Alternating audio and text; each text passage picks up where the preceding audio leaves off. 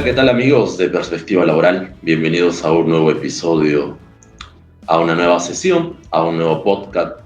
Gracias a todos los que se suman a esta.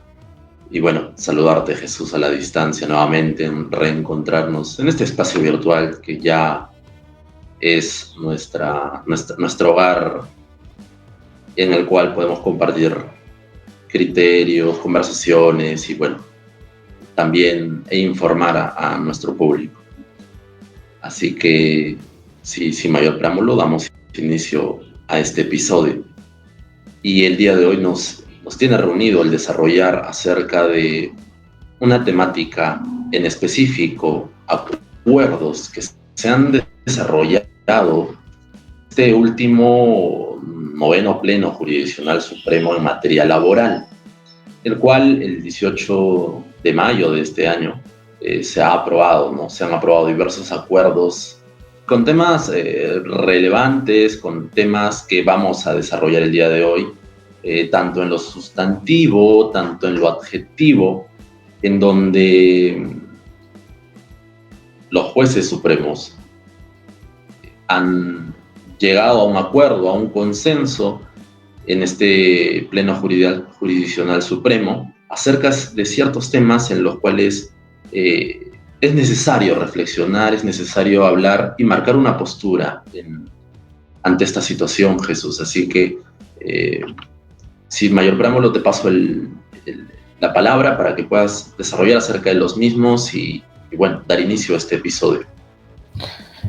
Muchas gracias, Alfredo, y también, primero saludarte a ti, buen tiempo que nos reencontramos virtualmente, también saludar al público que está con nosotros el día de hoy, y efectivamente, a raíz de la publicación de este noveno Pleno Jurisdiccional Supremo Laboral, hemos tenido bien considerar que se debe reflexionar un poco más acerca de los acuerdos y qué tan viables serían, ¿no?, a partir de estas conclusiones a las que llegaron por lo menos 10 magistrados, ¿no?, de forma unánime, curiosamente. Y para ello, consideramos pertinente invitar a dos grandes abogados especialistas en el medio, en materia laboral, y ambos, pues, reconocidos al menos en el territorio nacional y también virtual, son unos influencers aquí en Perú en materia laboral, porque también tienen un programa denominado Dato Laboral de Estudio Payet, Raicao y Pérez, abogados. Los vamos a presentar, son Elías Munaico y Dante Boto, que están con nosotros. Doctores, ¿cómo están? Les doy la bienvenida. Ustedes ya han sido parte, al menos en algún otro debate, pero en esta ocasión en un conversatorio, ¿no? Bienvenidos. Gracias, Jesús. Gracias, Alfredo. Dante, ¿qué tal? Nuevamente, buenos días. ¿Qué tal? Muchas gracias por la invitación. Bueno, a fin de iniciar con este conversatorio, que ha sido polémico, ¿no? Podremos iniciar en todo caso comentando respecto al primer tema, ¿no?, denominado, relacionado con la competencia de los juzgados de paz letrado y su implicancia, ¿no?, con el derecho al debido proceso y la tutela jurisdiccional efectiva, ¿no? Lo que básicamente han comentado los magistrados o han acordado es darle otro sentido, otra interpretación quizás a la norma, ¿no?, que de manera expresa decía que los juzgados de paz letrados tenían la competencia de conocer obligaciones de dar, ¿no?, es decir, cuantificables, obligaciones de dar suma, ¿no?, no de hacer, no de no hacer, ¿no?, simplemente obligaciones de dar.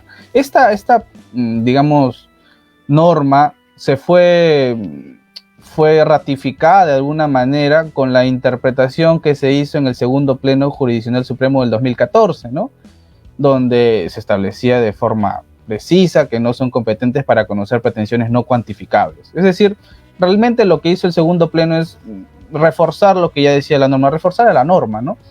Sin embargo, el noveno pleno lo que hacen es dejar sin efecto acuerdos de este segundo pleno y darle, no sé si sería una interpretación, porque en realidad una suerte de derogación normativa, quizás, porque sí extiende a los jueces de paz letrado como competentes para que revisen procesos donde las pretensiones sean no cuantificables, ¿no? Incluso se podrán acumular, indica, ¿no? Con una pretensión cuantificable hasta 50 URP. Ahí sí se respetaría el tope, ¿no?, de la ley.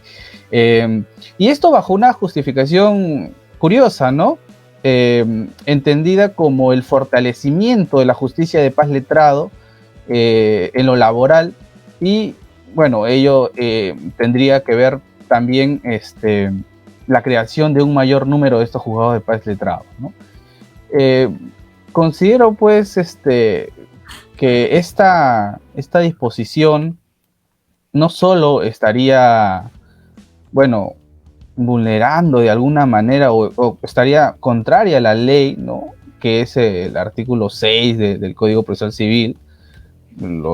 Por la competencia solamente se establece por la ley, sino que también el derecho al debido proceso que establece la Constitución, ¿no?, cuando menciona que ninguna persona puede ser desviada de la jurisdicción predeterminada por ley ni sometida a procedimiento distinto de los previamente establecidos. Entonces, yo considero de esa manera que habría algún tipo de situación contraria a la ley en este acuerdo. Y para ello, bueno, les voy a pasar el micro, ya sea a Elías o a Dante, quien quiera comenzar, para que comente. De repente hay alguna discrepancia, sería interesante ver algún tipo de comentario extra, quizás. Claro, ahí lo tenemos a Dante ya de retorno. Dante. ¿Qué tal? ¿Cómo están? Discúlpenme, pero estos, bueno, saben que problemas de la red hay por todos lados, pero ya estamos un poco mejor. ¿Ahora sí se me escucha bien? Fuerte y claro. Ya, perfecto. No, si tú gustas, Elías, comienzas tú y de ahí yo continúo. Genial. Según lo que de acuerdo a lo que nos dice Jesús, en realidad, yo comparto la preocupación, ¿no? No tanto de repente por el tema, porque si vemos en el fondo los temas, quizá habría algún sentido, ¿no? Si es que no tenemos el primer elemento, que es la norma, habría un sentido porque refleja que hay una necesidad quizá para poder fortalecer un juzgado de paz letrado que por allí que solamente conoce temas de ejecución o temas menores de beneficios sociales, como para poder descargar un poco la pirámide hacia arriba. Pero el tema es que es un asunto jurídico, ¿no? Y yo creo que ahí viene la principal preocupación, porque los plenos jurisdiccionales, como ya hace un tiempo habíamos conversado con Dante, le comentaba, para mí terminan siendo pliegos que generan informalidad jurídica. Y yo creo que esa no es la finalidad del legislador al momento de establecer una estructura procesal. Si queremos establecer algún criterio y que ese criterio tenga efectos para todos, tenemos el artículo 40 de la Ley Procesal de Trabajo, que hasta la fecha no se utiliza. ¿Y eso qué te garantiza, a diferencia del pleno? Que los plenos pueden ser realizados desde nivel de juzgado, nivel de sala superior, nivel de Corte Suprema, se reúnen cumpliendo los procedimientos establecidos por la Ley Orgánica del Poder Judicial y emite sus acuerdos plenarios. Pero claro, ahora cuando el acuerdo plenario empieza a tener contradicciones totalmente abismales con la ley, ahí viene el tema y se pone más álgido el asunto de la informalidad jurídica. Porque si ahora la Corte dice pues, que tenemos una materia adicional que la ley justamente la reservaba para los jueces especializados, y que un pleno justamente de la Suprema decía que los jueces de paz letrados no revisaban asuntos no cuantificables, esto genera incertidumbre, ¿no? ¿Por qué? En la práctica puedes tener tú a un litigante, que es un trabajador, que vaya a interponer su demanda de impugnación de sanción disciplinaria, y puede pasarse sin ningún problema, aplicando este pleno de forma rajatabla, un año litigando para saber quién es su juez competente. Porque puede interponerlo ante el juez especializado dice, bueno, la Corte Suprema dice que este tipo de casos lo tiene que ver el juez de paz letrado, y declara la incompetencia y se va al paz letrado. El paz letrado dice, oye, pero la ley me dice que yo no puedo ver o yo solamente puedo ver pretensiones cuantificables y las demás, incluso sanciones disciplinarias, la ve el juez especializado, lo devuelve al juez especializado y finalmente tenemos ahí un problema y nunca acabar, ¿no? Y te puedes pasar un año litigando en ello. Y yo creo que la solución debería ir por otro lado, y que ya incluso el propio Pleno lo había reconocido, que es utilizar en todo caso las propuestas legislativas. Yo creo que los jueces de la Corte Suprema son sumamente responsables en ese lado de poder conocer cuáles son los impactos de sus decisiones, y no podríamos exponer pues al litigante de a pie a tener un año, 2 años, perder mucho tiempo, mucho dinero en asuntos que fácilmente se pueden determinar por una modificación normativa. Si para ellos es un problema que el juez de paz letrado no revise asuntos no cuantificables como el tema de impugnación de decisión disciplinaria, que lo haga saber vía la iniciativa legislativa que tiene. Pero no pues cambiemos las reglas de juego a mitad del partido, porque eso te genera incertidumbre, te genera ya, incrementa más aún la deslegitimidad que tiene en algunos espacios el Poder Judicial. Entonces, eso no ayuda en realidad a solucionar el problema, sino que lo convierte en algo más álgido, ¿no? Eso preliminarmente, no sé, Dante, ¿qué podrías tú acoplar sobre esto? Sí, ustedes me confirmarán si es que se me escucha bien o si se ve bien, porque como les dije, tengo unos temitas ahí con la red. Todo bien. Sí, perfecto. Yo creo que el problema lo generaron quienes hicieron la ley, ¿no? O sea, para empezar, ¿no? O sea, quienes hicieron la ley no se pusieron a pensar que, y hay que decirlo así, ¿no? Por eso yo cada vez que dicto una charla y digo algo, pues a veces suena mal y por eso ya no me invitan, ¿no? Qué bueno que en perspectiva laboral me siguen invitando, ¿no? Entonces, un poco la lógica es, si uno revisa la nueva ley procesal del trabajo, sabemos que hay una apuesta por la justicia de paz letrada, ¿no? Es más, se crea la justicia de paz letrada laboral, ¿no? Lo anecdótico es que se crea la justicia de paz letrada laboral, pero no se le da las herramientas suficientes para que los jueces de paz letrado puedan conocer de algunas pretensiones que son básicas, ¿no? O sea, por ejemplo, una desnaturalización de un contrato de locación de servicio. Sí, pues, es una pretensión no cuantificable. ¿Es lógico que lo pueda ver un juez de paz letrado laboral? Claro que sí, pero el texto de la norma no nos ayuda, porque es muy correcto lo que decía Jesús. El texto dice solamente pretensiones cuantificables, ¿no? O sea, la ley dice pretensiones cuantificables. Entonces, lo que estamos haciendo a través de este pleno es haciendo una especie de salvavidas, ¿no? Entonces, estamos haciendo un salvavidas de los errores, omisiones o problemas que ha tenido la elaboración de la nueva ley procesal del trabajo. Lo que yo me pregunto es, ¿esa es la labor de los jueces? ¿Salvar la legislación o mejorarla o optimizarla? ¿Esa es su labor? Puede sonar proactivo, ¿no? Pero esa no es su labor. La labor de los jueces no es mejorar la legislación. Si desean mejorar la legislación, lo que tienen que hacer es renunciar al cargo de jueces y postular al Congreso. Es así, porque si no estoy invadiendo una competencia que no me es propia. Porque los jueces no tienen iniciativa legislativa, o sea, pueden promover, obviamente la Sala Plena de la Corte Suprema o la Presidencia del Poder Judicial puede dar un proyecto de ley, claro que sí, pero no tiene iniciativa. Imagínense un juez inventándose normas, inventándose reglas para los justiciables. Eso no es seguridad jurídica. Yo entiendo cuál es la finalidad, ¿no? La finalidad es muy loable, pero no creo que sea el camino utilizar los plenos para salvar los errores o defectos de la legislación, ¿no? Y claro, si ya analizamos propiamente los acuerdos en cuanto a este primer tema, los acuerdos son totalmente razonables, ¿no? Claro, pues un juez de paz letrado sí debería, creo que está en la total capacidad de conocer una desnaturalización de un contrato de locación, de un contrato de tercerización, de un concepto no remunerativo, por ejemplo, ¿no? Entre otros aspectos que son pretensiones no cuantificables. Pero la solución no está en los plenos. Seguimos recurriendo a los jueces como salvadores, ¿no? Y el problema es que los jueces no son salvadores de nadie, ¿no? Los jueces son intérpretes y aplicadores de la ley, no son creadores de normas, ¿no? Bueno, esa sería mi opinión. Alfredo. Sí, bueno, me sumo creo a todos estos comentarios que se vienen realizando, y en realidad partiendo desde el tema del pleno jurisdiccional, en el sentido de que estos acuerdos jurisdiccionales tienen la finalidad o el propósito, en este caso, de uniformizar criterios, ¿no?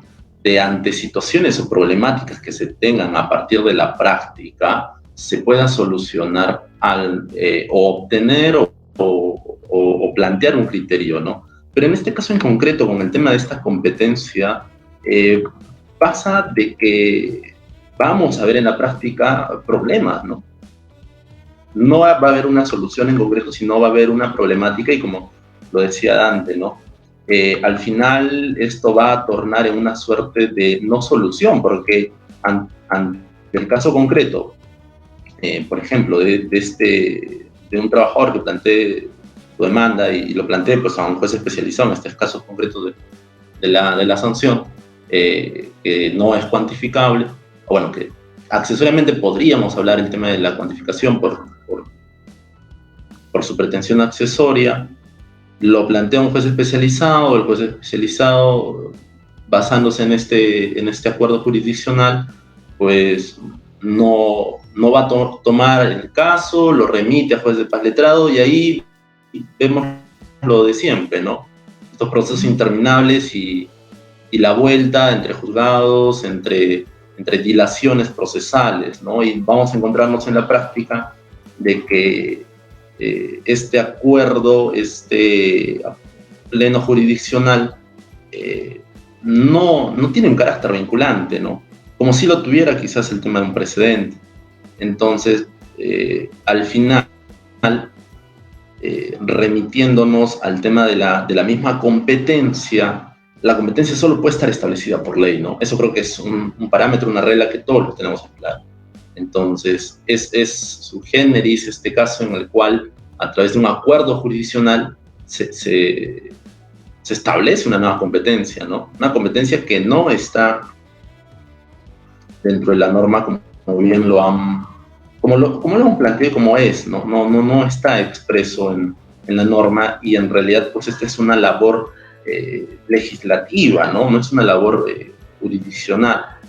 Entonces, aún así, esforzando un criterio interpretativo, inclusive en este caso, de temas atípicos o de atipicidad, entenderíamos de que tendría que ser resuelto por los jueces de especializados, ¿no? Y no en razón a ello darle una nueva competencia a un paz letrado, ¿no? Y más aún cuando vemos que ante esta situación de la competencia y el argumento de fortalecer al juzgado o al juez de paz letrado, va en el sentido de que pasa algo bien curioso, ¿no? Se señala de que la ETI, bueno, este equipo especializado, el equipo técnico de la nueva ley procesal del trabajo, se señala de que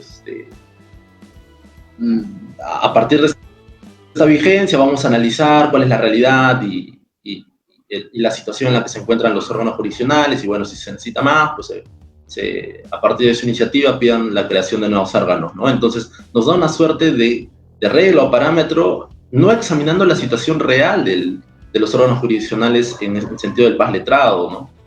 Y lo cual debió ser quizás primero un punto de partida, analizar, o quizás no relacionado a este tema, ¿no? El de analizar la situación de los juzgados de paz letrados, y quizás si queremos el tema de fortalecerlos de otra manera, ¿no?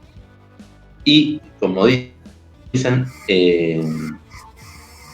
teniendo su iniciativa legislativa, proponer al Congreso de la República esta problemática, ¿no? Que a partir de de lo que ellos avisoran, de lo que ellos ven en la práctica, pueda el legislador regular esta situación, ¿no? Y no a través de un acuerdo jurisdiccional, ¿no? En donde solo a partir de la decisión de estos magistrados pues puedan establecerse nuevas competencias, entre comillas, ¿no? Esa vendría a ser mi posición. No sé, Dante, Elías, si tengan algo más o algún criterio que compartir.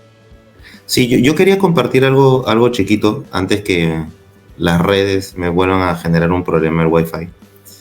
Es bien concreto, ¿no? Tengamos en cuenta que este pleno, entre comillas, deja sin efecto el segundo pleno, ¿no? Entonces, ¿ustedes se imaginan lo complicado que es la enseñanza del derecho a partir de la generación de plenos en general? O sea, a un alumno o a un abogado, claro, para nosotros no hay problema porque, digamos, todos los días vemos temas laborales, ¿no? Claro que sí. Pero supongamos un ciudadano o un abogado que no necesariamente ve todos los días temas laborales. Claro, lo que tendría que hacer para ver temas de competencia es ir a la ley. Pero hoy quienes nos dedicamos a la enseñanza como ustedes, qué complicado es, ¿no? Decirle a los alumnos, por si acaso la ley es referencial, porque antes de tomarte a la ley en serio, fíjense ese razonamiento, antes de tomarte a la ley en serio, piénsalo 2 veces, porque puede ser que tengas plenos que cambien el texto de la ley. Entonces, y en este caso peor, porque el abogado dirá, voy a revisar los plenos. Supongamos que revise el segundo pleno y con toda seguridad presenta su demanda sobre la base del segundo pleno. Habría que decirle a ese abogado, no, te equivocaste, porque ahora hay un último pleno que ha dejado sin efecto el pleno anterior. Yo no sé si a esto se le puede llamar seguridad jurídica. O sea, imagínense, o sea, en la enseñanza del derecho cada vez se está haciendo más compleja, porque ya no tienes que enseñar solamente las normas y los sentidos interpretativos que le dan los jueces, sino también pensarlo 2 veces a ver si hay algún pleno que deje sin efecto lo que dice la ley o que modifique lo que dice la ley. Y encima plenos que se contradicen el uno y el otro. Esto lo único que genera realmente es que el ciudadano y los abogados en general, pues, cada vez vean más complicado el desempeño de su labor profesional, ¿no? Y yo siempre pongo en clase este ejemplo. Para un extranjero, por ejemplo, que venga al Perú y quiera saber algo de lo que sucede en materia laboral, le va a ser imposible. Es imposible, ¿no? Solamente, por ejemplo, siempre pongo el ejemplo, discúlpeme que lo traiga a colación, ¿no? Traes un abogado extranjero y le hablas del despido fraudulento y pues se pasará horas y horas y horas buscando en la legislación dónde está el despido fraudulento, ¿no? Y no lo va a encontrar, pues. Y tampoco su desarrollo porque eventualmente, ¿no? Podrá leer Llanos Huasco, Fetratel, contra Telefónica, pero ahí no está todo el desarrollo del despido fraudulento, pues, ¿no? Sino en sendas jurisprudencias que han habido, incluso hoy es muy discutible cuál es el concepto real del despido fraudulento. Eso para que se den una idea de lo complicado que viene siendo hoy la enseñanza del derecho del trabajo, de verdad. Cada vez es más difícil, más confuso y bueno, eso, bueno, bien para los que nos dedicamos al derecho del trabajo, ¿no? Porque estamos aquí metidos aquí en este torbellino, ¿no? De normas, de precedentes, de jurisprudencia, etc. Pero mal pues para los ciudadanos y para los abogados que no necesariamente se dedican al derecho del trabajo. Yo creo que eso no está bien. Totalmente de acuerdo con lo que ustedes están indicando. Sí, creo que hay un gran problema, ¿no? Justo lo que comentaba Alfredo es que, y lo que queda muy en claro del Pleno, es que se establece la solución a un problema que no existe, sino se va a generar a partir del Pleno, en realidad, ¿no? Y eso da cuenta también de una forma de trabajo que no es muy adecuada, ¿no? Por ejemplo, de que todo el tema lo tenga la ETI laboral y que esa información salga semestralmente por algunos boletines y de manera seleccionada para saber qué tanta de carga procesal tiene determinado órgano jurisdiccional. ¿no? Si el problema es que el juzgado de paz letrado no está viendo muchos temas, ¿cómo es que podemos saber realmente eso? ¿Cómo se puede palpar desde el punto de vista externo de que los órganos jurisdiccionales están de repente o muy descongestionados o muy aglomerados de carga? Evidentemente va a ser lo segundo siempre porque somos una sociedad bastante litigiosa, pero para establecer ese tipo de plenos que tienen una finalidad, yo creo que no tanto de acercar al litigante, al juez de paz letrado, sino de descongestionar la estructura del proceso judicial o de los órganos jurisdiccionales. Pero debería eso también tener una política de datos abiertos, ¿no? Saber realmente cuánto es lo que está produciendo determinado órgano jurisdiccional para saber si realmente la solución es una modificación legislativa o una modificación jurisdiccional de la competencia, ¿no? Porque si el asunto es estoy muy cargado a nivel de Corte Superior y Corte Suprema para analizar casos y no me gustaría o puedo delegar los casos de impugnación de sanción disciplinaria al juez de paz letrado, entonces, ¿dónde está la evidencia? Yo creo que ese es un problema también de secretismo que tiene el Estado por lo general, ¿no? Falta un poco más de acceso a esta información para tomar decisiones correctas, ¿no? E insisto, ¿no? Yo creo que el artículo 40, ya con el tiempo que va y con el tiempo quizá que le queda a la norma procesal de trabajo, va a ser uno de los artículos menos utilizados de la nueva ley procesal de trabajo. Hasta hoy no tenemos ningún pronunciamiento al amparo de ese dispositivo. Pero sí tenemos, como decía antes, pues 9 plenos jurisdiccionales y que entre ellos se modifican, entonces, esto es informalidad jurídica, ¿no? No es nada de certidumbre.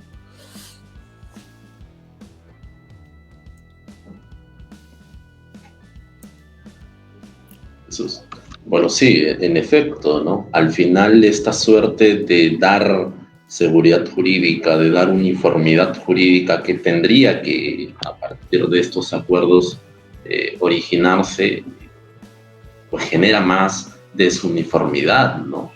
Porque te genera todo un caos. Y creo que lo importante, y va en el sentido también de la finalidad que tenemos también como perspectiva, es dar un alcance a la ciudadanía, ¿no? Porque al final, como lo dice Dante, nosotros que estamos inmersos en este estudio, en este análisis, en esta actualización constante de normativas, de jurisprudencia, lo entendemos o tratamos de entenderlo.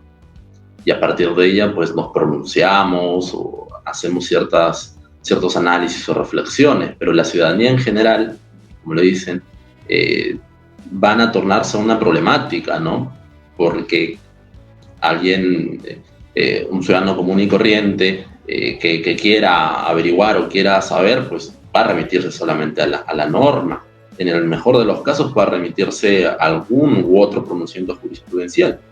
Pero aún así estos acuerdos jurisdiccionales no vienen a ser absolutos, ¿no? Porque al final habrá jueces que lo apliquen, jueces que sí asuman este criterio, pero habrán otros que no. Y al final esto no genera una solución a una problemática en el cual versa en el sentido de darle trámite o celeridad, ¿no? Que es uno de los principios que tiene la nueva ley procesal y que entiendo que también en base a ella es la que se ha dado este acuerdo, ¿no? Pero que en realidad vemos que en la práctica de celeridad vamos a tener muy poco, ¿no? Jesús. Alfredo, ¿arrancarías con el siguiente tema en caso porque ya se ha comprendido el primer tema? ¿O... Sí, vamos.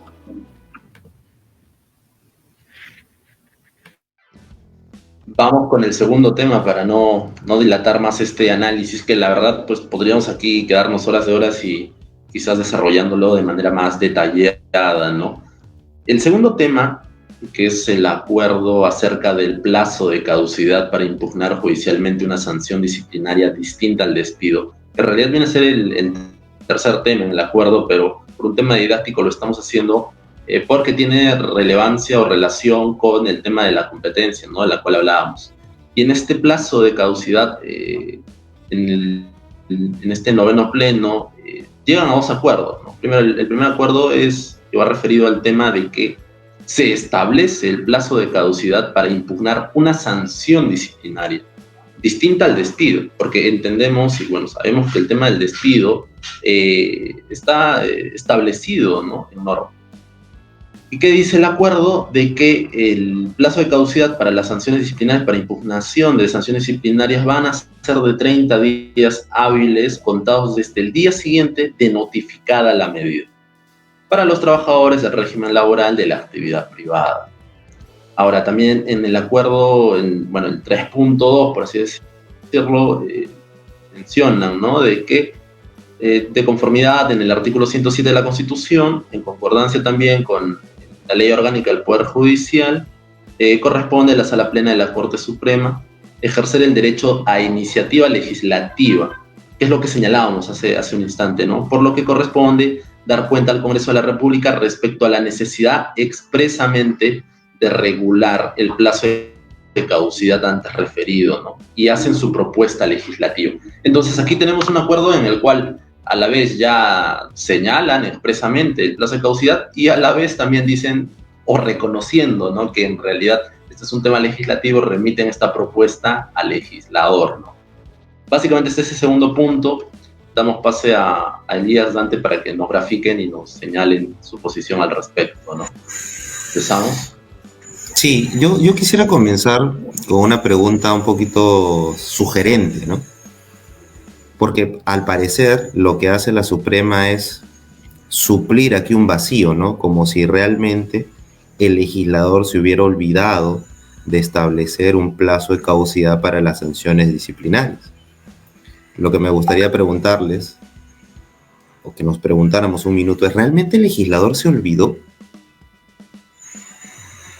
O sea, ¿realmente el legislador, cuando establece el plazo de caducidad y sí se preocupa en decir, oye, 30 días, que ya conforme a la interpretación sabemos que son hábiles, 30 días para cuestionar el despido, 30 días para los actos de hostilidad, 30 días para cualquier tipo de cuestionamiento respecto al despido, y no dice una sola letra sobre una sanción disciplinaria distinta al despido? Fue pues que se les pasó la tortuga. No se dieron cuenta que habían los creadores de la propia norma, no se dieron cuenta que habían otras sanciones como la amonestación y la suspensión que podían ser cuestionadas por los trabajadores. Mi reflexión, que esto ya viene de algún tiempo, es que nadie se olvidó de nada. ¿Por qué? Y ustedes dirán, oye, Dante está loco, ¿no? Como que no se ha olvidado, pues si no tenemos un plazo. Está claro que no hay un plazo. Yo les diría, ¿saben por qué no hay un plazo? Porque el legislador presume que cualquier sanción distinta al despido es válida. Solamente considera al despido, teniendo en cuenta el grado de intervención que tiene en el derecho al trabajo, como una sanción posible de ser cuestionada ante el Poder Judicial. Ojo, y ustedes dirán, ¿pero por qué? Lógico, pues esto yo siempre lo traigo como un ejemplo, ¿no? Es como si tuviéramos, la Constitución le da al empleador la potestad disciplinaria, y la potestad disciplinaria deriva de la libertad de empresa. O sea, no podemos entender libertad de empresa sin poder disciplinario. O sea, nadie podría ser un empleador, y piensen ustedes, ¿no? Ustedes crean una empresa, pues no, obviamente, pues sin poder sancionar los actos que hagan sus trabajadores, pues no, es imposible tener una empresa. Incluso a nivel estatal lo mismo, ¿no? O sea, el desenvolvimiento de una prestación de servicios laboral es imposible si no hay sanción, ¿no? No se podría dar. Pero, claro, el legislador dice, mira, si tú sancionas con una amonestación y una suspensión, voy a considerar que eso es correcto, porque forma parte de tu poder disciplinario. Pero si despides, ahí sí te voy a establecer un plazo de caducidad, porque como trabajador, ahí sí tienes derecho a cuestionar la sanción. Pero pues obvio, pues no, porque lo que ha hecho es, te has quedado sin trabajo. Como te has quedado sin trabajo, es obvio que tienes el derecho de cuestionar esa decisión, por el grado de intervención que ha tenido en tu derecho al trabajo. Básicamente te has quedado sin trabajo. Entonces, el grado de intervención es altísimo, ¿no? Entonces, eso hay que tutelarlo. Y por eso es que el legislador se preocupa en dar los 30 días. Claro, Ustedes me dirán, oye Dante, pero ahora con el pasar de los años hemos considerado que los trabajadores sí, pues sí pueden cuestionar una amonestación, una suspensión. Sí, quizás de acuerdo con algunas reflexiones en ese sentido, pero sí quisiera dejar este dato, ¿no? Hablando del programita que tenemos los días martes, ¿no? Que eso es lo que explica que el legislador no haya previsto un plazo. O sea, no es que aquí se olvidó alguien, ¿eh? Acá nadie se olvidó, a diferencia del otro caso, de lo primero que estábamos conversando, ¿no? Sino que el legislador no estableció un plazo porque en su mente no estaba que se pudiera tutelar, ¿no? O cuestionar las sanciones disciplinarias distintas al despido, ¿no? Ahora, ya que sí estamos en esa línea de que, bueno, si un trabajador es suspendido, tiene la posibilidad de recurrir al Poder Judicial en un proceso que se le llama impugnación de sanciones disciplinarias, me parece totalmente lógico que si para el despido, que es la sanción más grave, se tiene 30 días, para una sanción menor, o sea, si tú me preguntas a mí como legislador, si yo fuera el legislador le pondría 5 días, 10 días. Si para la afectación más grave tienes 30 días, para una lesión menor es obvio que el plazo debería ser menos. Pero como no hay norma, insisto, es lógico aplicar los 30 días. Yo ya no me quiero desgastar en el tema de decir que esto no está en la ley, que ya sabemos que el Código Civil dice que los plazos de caducidad solo los prevé el legislador. Eso ya lo sabemos. Pero caeríamos, me parece, en la misma reflexión de que si ya el Pleno lo que está haciendo es suplir al legislador, ¿no? Eso es finalmente lo que está haciendo, suplir al legislador. Bueno, pues si puede suplirlo variando la competencia, donde tenemos una norma que dice que eso no se puede hacer, entonces también en el mundo de las posibilidades está que donde el Código Civil nos dice que los plazos de caducidad solo los fija la ley, pues hemos vivido engañados todos, porque habría que entender ley en sentido amplio, ¿no? Lato sensu, y por ahí entender que cuando el Código Civil dice que los plazos de caducidad los fija la ley, entre paréntesis, también se incluyen los plenos jurisdiccionales de la Corte Suprema. Bueno, eso parecería ser la única explicación que tenemos, pero sí estoy de acuerdo con esto de que sean los 30 días, porque hemos tenido muchos casos en los que los trabajadores han cuestionado las sanciones disciplinarias, imagínate, a los 2 o 3 años. Y tú dices, oye, pues, claro, no es tan difícil de solucionar el problema porque aplicas inmediatez, ¿no? O sea, en realidad creo yo que era innecesario recurrir a la creación de un plazo de caducidad.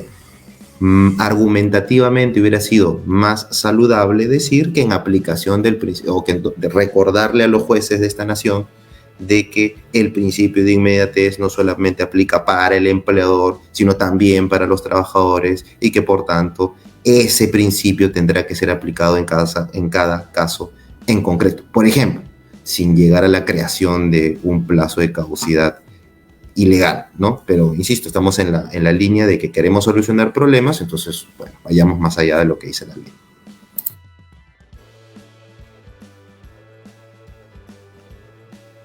Me parece interesante la posición de Andes, sí, es entendible, ¿no? Aunque yo ahí sí creo que tengo alguna diferencia en entender si es que el legislador realmente no quiso regularla y a la par me establece la posibilidad de impugnar esa decisión, ¿no? Si es que la cree válida, entonces ¿cómo se podría entender la posibilidad de impugnar?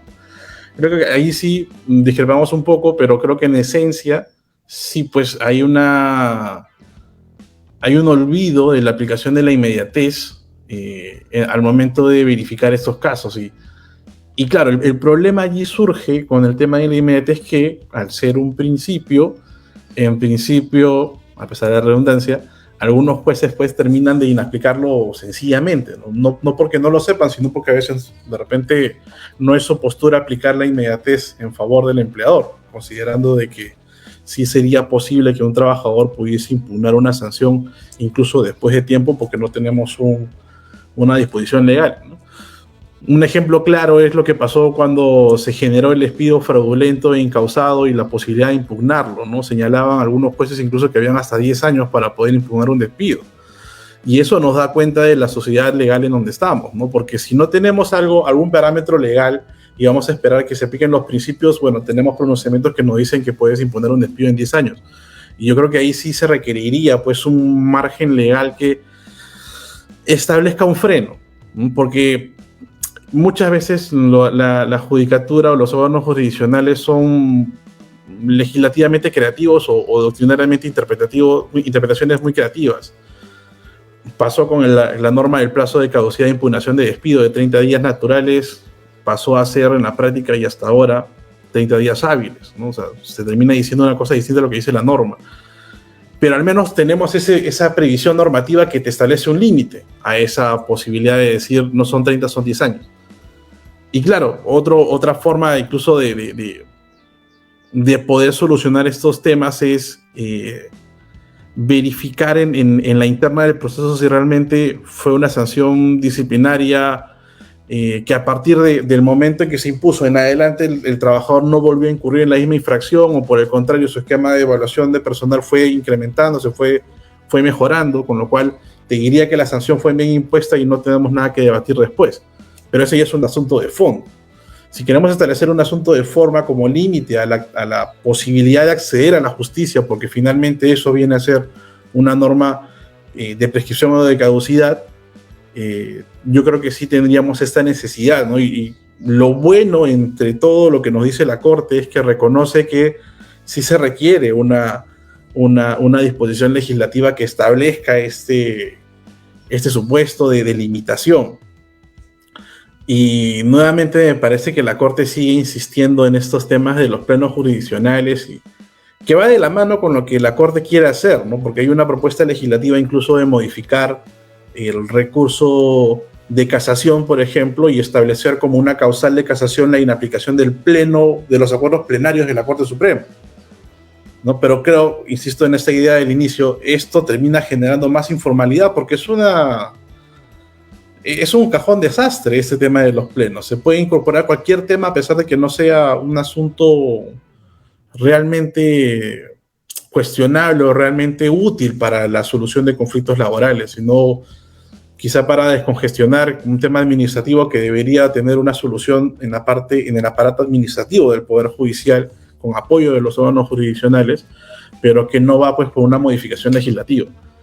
Yo creo que el sentido del acuerdo es correcto, establecer un plazo, y creo que en realidad lo que más rescato es esta posibilidad de utilizar una propuesta legislativa, ¿no? Que sea realmente el Congreso quien, aprobando una norma, establezca estos plazos, así como también debe hacerlo en el primer acuerdo, que es la competencia la debería establecer el legislador y no el pleno jurisdiccional, ¿no? Por ese lado iría mi comentario, Jesús, Alfredo.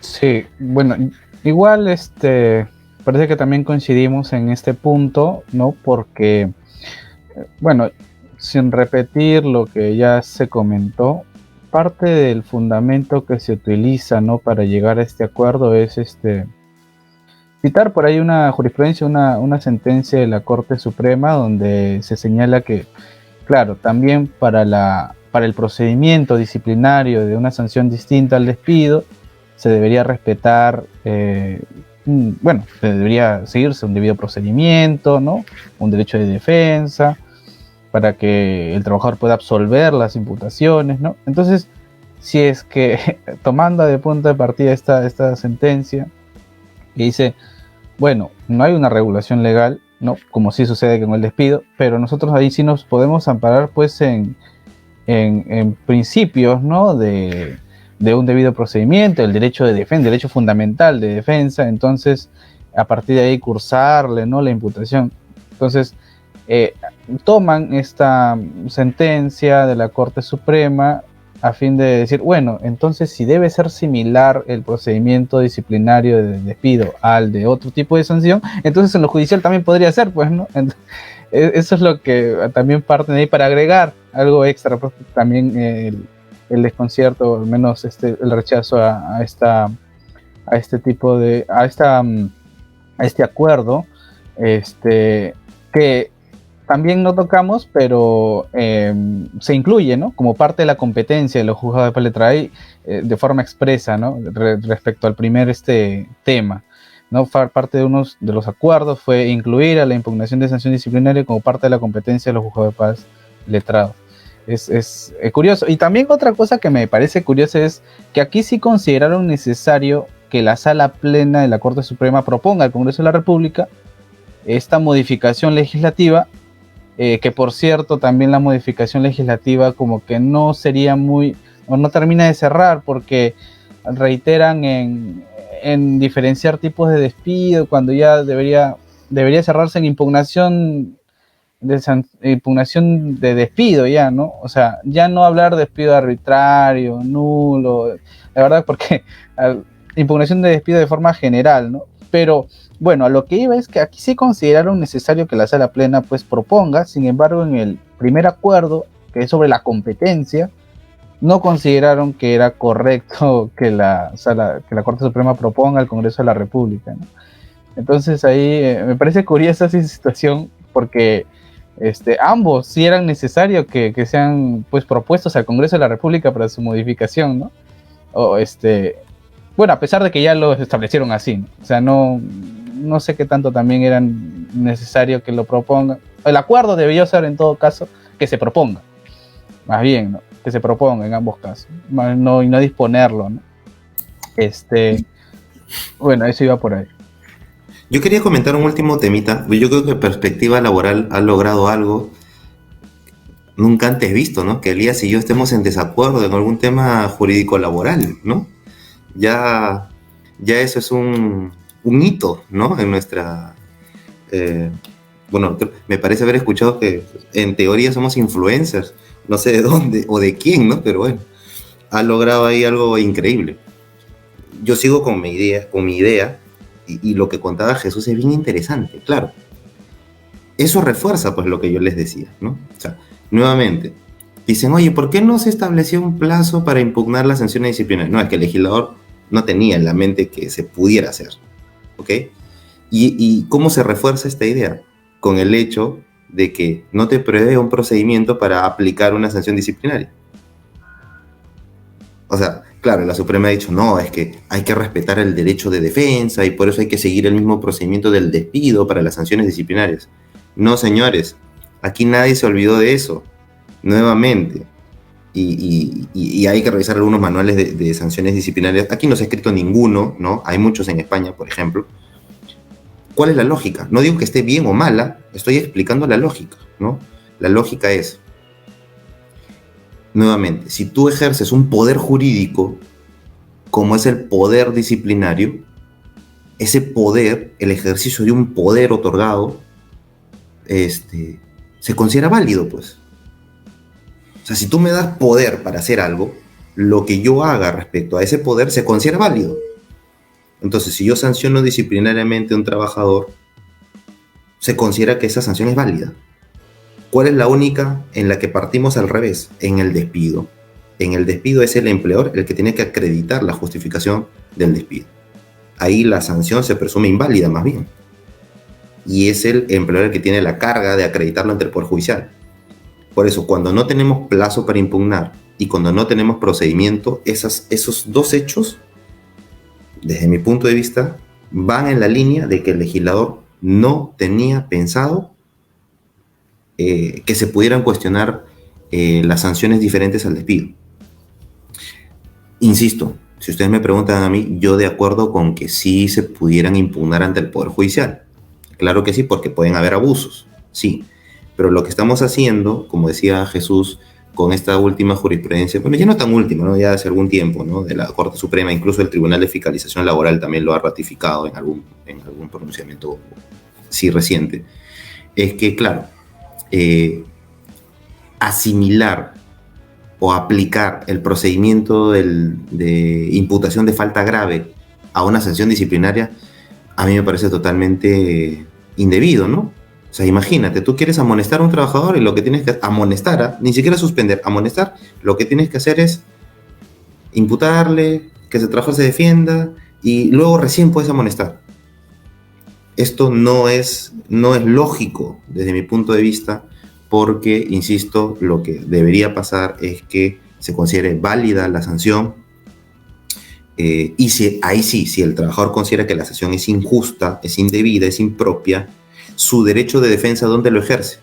Ante el Poder Judicial, cuestionando la sanción disciplinaria, ¿no? Yo creo que estamos tomando categorías que no tienen nada que ver una con la otra bajo una equivocada identidad entre lo que es un despido y es sanciones disciplinarias distintas, ¿no? Pero coincido también con lo que se ha comentado, en el sentido de que es muy extraño que en un lado sí se diga, esto merece una iniciativa legislativa, que ya no sé para qué, pues iniciativa legislativa, pues si ya tú mismo lo estás diciendo.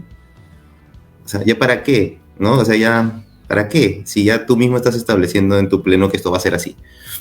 Pero para el primer tema no se diga nada, ¿no? Y lo que sí, que bueno lo que comentó Jesús también, siempre, toda la vida de que entró en vigencia la nueva ley y la 26636 sí lo decía, claro, la sanción disciplinaria la tiene que ver un paz letrado, pues, ¿qué hace un juez especializado viendo una amonestación o viendo una suspensión? Por amor de Dios, o sea, ¿eso qué hace un juez especializado viendo una sanción disciplinaria, una amonestación? Que ni siquiera hay un descuento, ¿no? O sea, la amonestación es simplemente una llamada de atención por escrito. ¿Qué hace un juez especializado en nuestro país evaluando si esa amonestación es válida o no? No, eso sí nunca ha tenido sentido, pero bueno, eso es sí responsabilidad de quienes hicieron la nueva ley procesal del trabajo y se omitieron este detalle.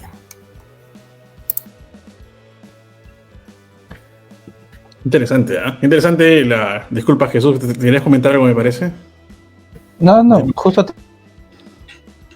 No, sí, me parece sumamente interesante lo que indica Dante. Claro, regularmente no tenemos esta discrepancia de criterios, pero yo sí, aquí sí me parece, para poder seguir en esa lógica, sí hay una necesidad de regular esto, ¿no? Y esto porque sí hay una posibilidad de impugnar, ¿no? Si bien es cierto, al empleador se le asigna la posibilidad de dirigir su negocio, de fiscalizar el cumplimiento de las obligaciones y de sancionar, en caso de existir incumplimiento, no olvidemos que justo la ley, el artículo 9 establece que eso tiene que ejercerse de forma razonable, ¿no?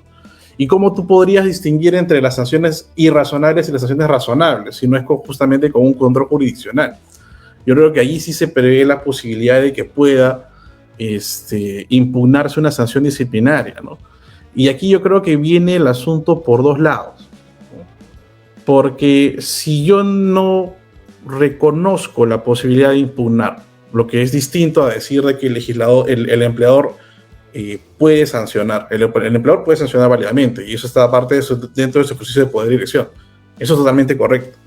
Pero si yo indico que eso no puede ser impugnado, estoy dejando un pequeño espacio de interdicción en donde sí podrá aplicarse la arbitrariedad, ¿no? Y eso es justamente uno de los postulados del tribunal, es que ningún espacio del ámbito jurídico queda exento del control de justamente de esa arbitrariedad, ¿no? Porque si ya tienes una posibilidad de sancionar, tienes una posibilidad de que tu sanción sea razonable y una sanción irrazonable.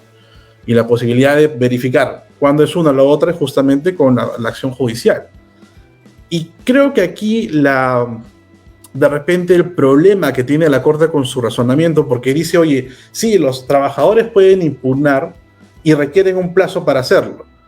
Y no nos dicen el plazo, sino simplemente se remiten a la posibilidad de impugnar el despido. Y no lo dicen, ¿saben? Me parece que va por este lado. Que tenemos una norma de prescripción que te indica que todo plazo de prescripción inicia recién desde que termina la relación laboral. E ingresaría en una contradicción con ello, ¿no? ¿Cómo es que le abro la posibilidad al trabajador de impugnar en ese momento la sanción y le establezco 30 días, si por otro lado la legislación dice que todo plazo de prescripción respecto al tema de pago de beneficios sociales, evidentemente cobro de beneficios, temas económicos, empieza a contarse después de finalizada la relación laboral? Creo que ahí viene un poco la contradicción de la Corte de no querer meterse en ese problema, que válidamente se podría zanjar porque son categorías distintas, ¿no? Una cosa es impugnar una sanción y otra cosa es querer cobrar tus beneficios. Que es supuestamente el argumento que está detrás de por qué no se computa ningún plazo dentro de la relación laboral, es porque hay un miedo reverencial de parte del trabajador para poder cuestionar, porque si cuestiona lo pueden despedir. Es desde mi punto de vista, una idea ilógica, porque por un lado, el temor reverencial en la relación laboral es un temor que puede existir en la realidad, pero jurídicamente incluso termina siendo no relevante, ¿no? Porque incluso el artículo 217 del Código Civil te establece que el temor reverencial, por ejemplo, no es una causal de anulabilidad en acto jurídico porque no termina de viciar tu voluntad. el ordenamiento jurídico reconoce el temor reverencial como algo válido. No le asigna un asunto negativo o impeditivo de hacer determinada acción. Si un trabajador señala que firma una carta de renuncia, por ejemplo, o firma un acuerdo de mutuo disenso, a pesar de la tautología, y señala que estuvo intimidado porque tenía un temor reverencial del empleador, eso no es un supuesto de anulabilidad incluso, porque la legislación lo permite.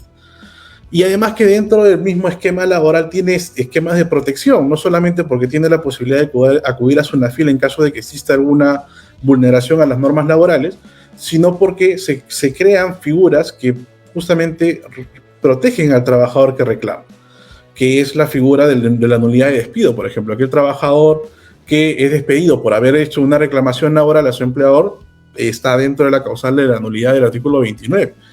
Entonces, hay figuras que pueden proteger al trabajador dentro del esquema de la relación laboral y se le puede posibilitar impugnar. Entonces, lo que sí no tenemos es esta norma de límite de la posibilidad de impugnar. ¿Hasta cuándo puede hacerlo? Yo creo que sí sería saludable tener este margen de limitación temporal a esta acción, ¿no? Por ese lado sí creo que es lo más rescatable eso y el reconocimiento de que no pueden hacerlo ellos directamente, sino tienen que recurrir pues, a la iniciativa legislativa. Interesantes son las apreciaciones también, obviamente con algunas de ellas que se han extrapolado en otros temas, habría algún tipo de discrepancia de mi parte. Sin embargo, el punto central respecto a al acuerdo, sí, pues es unánime, al menos en este conversatorio, ¿no? Y ya para pasar al siguiente tema, que es la aplicación del precedente Watuco a los trabajadores CAS. Y respecto a este punto se han establecido dos acuerdos, ¿no? Que se aplicará justamente a los trabajadores CAS teniendo en cuenta el fundamento 116 de la sentencia del Tribunal Constitucional, la del expediente 13-2021 recientemente publicada, ¿no? Donde se declara la inconstitucionalidad parcial de la ley 31.131, a excepción de la declaratoria de contrato indefinido de los CAS, por decirlo así. Y sin perjuicio del anterior, se establece algunos supuestos de inaplicación cuando nos encontremos frente a trabajadores CAS. Pero respecto a este punto ya de alguna manera había un consenso, por lo menos jurisprudencial, ¿no?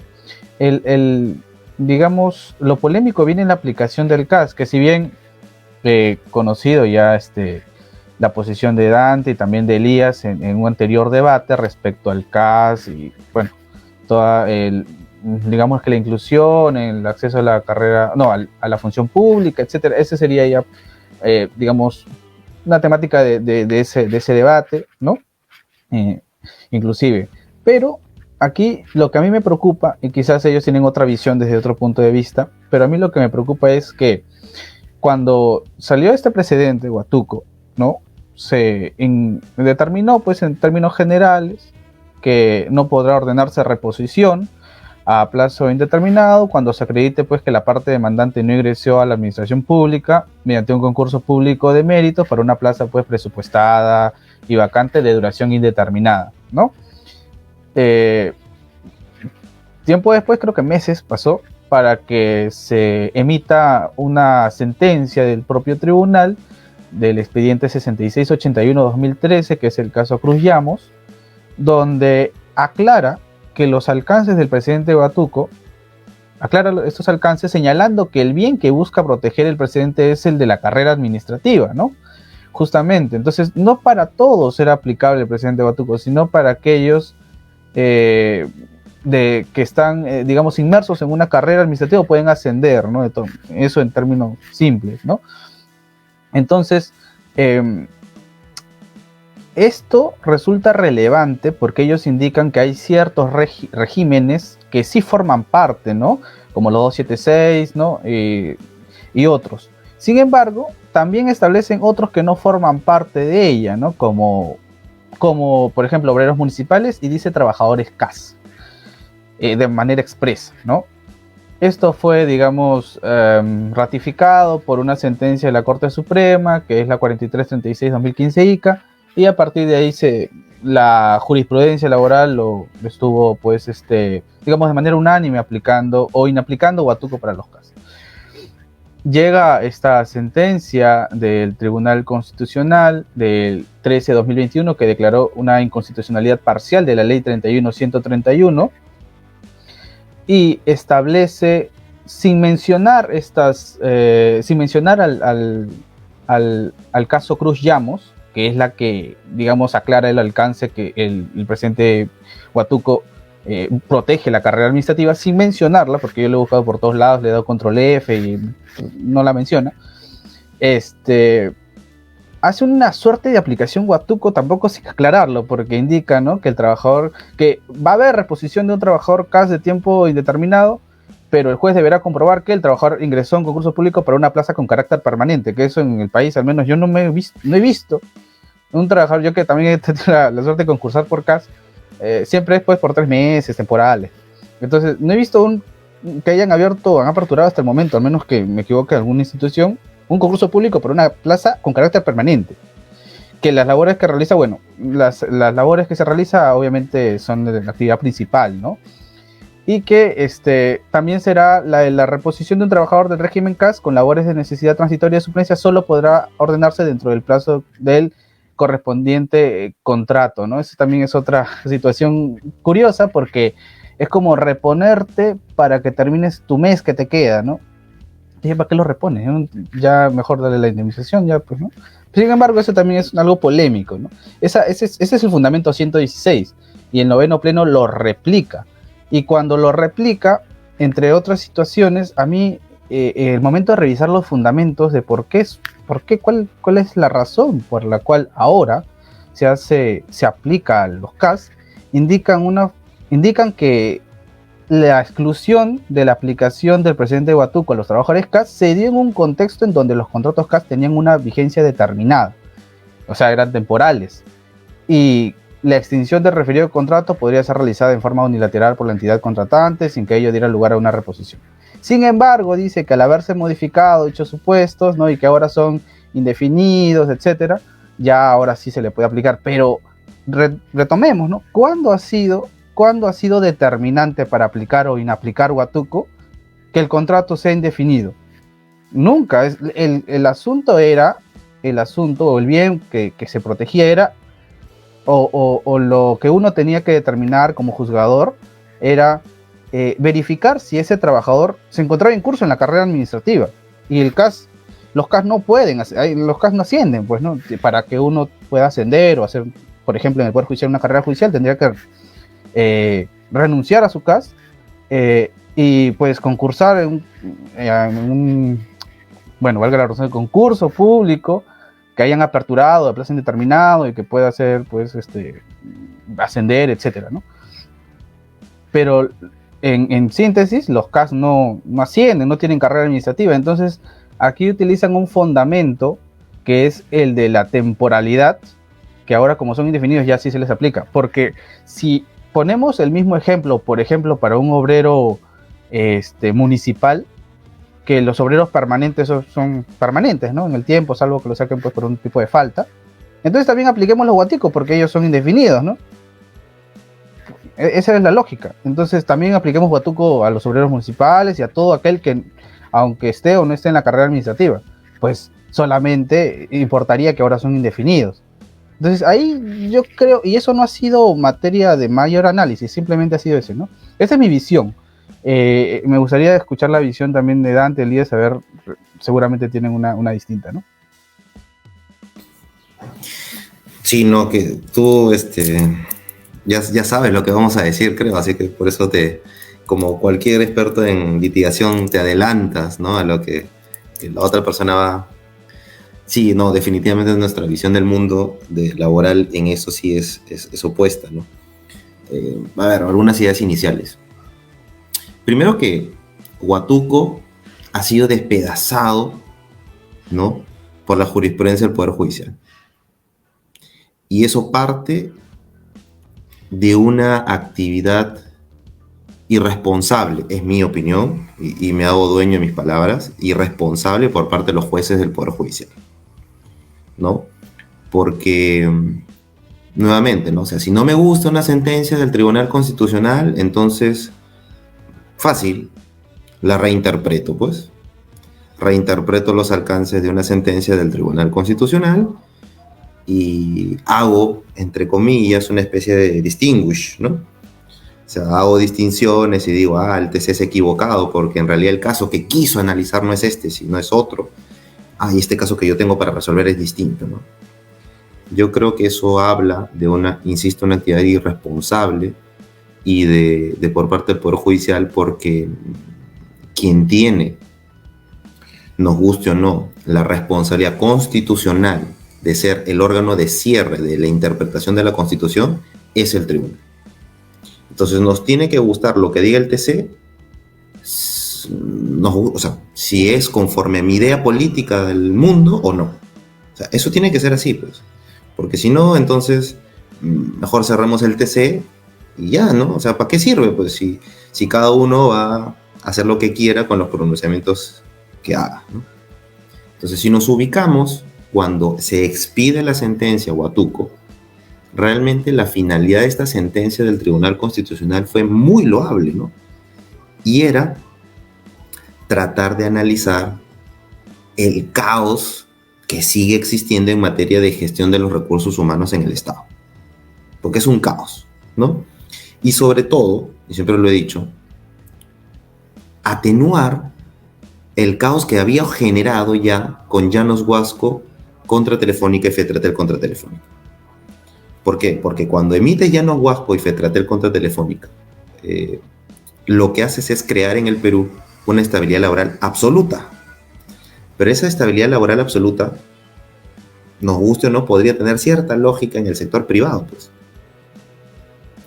Pero en el sector público no puedes aplicar eso, por la sencilla razón que en el sector público hay otros intereses y otra visión del derecho laboral público totalmente distinta al del derecho laboral privado. Lo que hizo Huátuco fue recordarnos la ley marco del empleo público, recordarnos que tenemos un artículo de la Constitución o varios artículos de la Constitución vinculados al equilibrio presupuestario.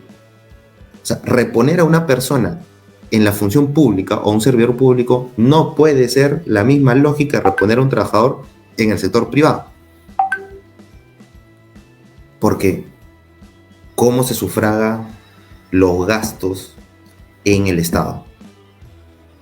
Con los tributos, básicamente con los tributos.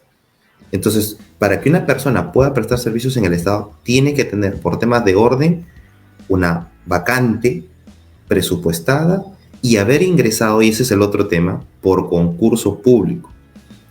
Si uno ve las cosas desde el servidor público, que yo también lo he sido, y orgulloso de haberlo sido porque aprendí muchísimo en el Poder Judicial y en el Tribunal Constitucional, pero si uno ve las cosas desde el lado del funcionario, del servidor público, claro, uno va a decir, no, pues yo merezco tener estabilidad, trabajar hasta que yo quiera en el Estado.